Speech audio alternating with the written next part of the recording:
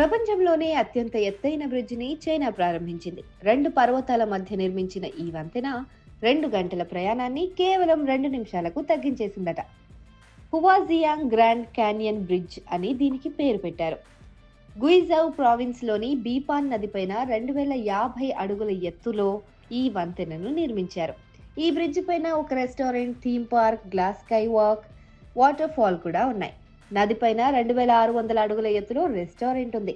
కేవలం 4 ఏళ్లలో ఈ బ్రిడ్జిని చైనా నిర్మించేసింది. ఇప్పుడు ప్రపంచవ్యాప్తంగా అందరూ ఈ బ్రిడ్జ్ గురించే మాట్లాడుకుంటున్నారు. భలే ఉంది కదా.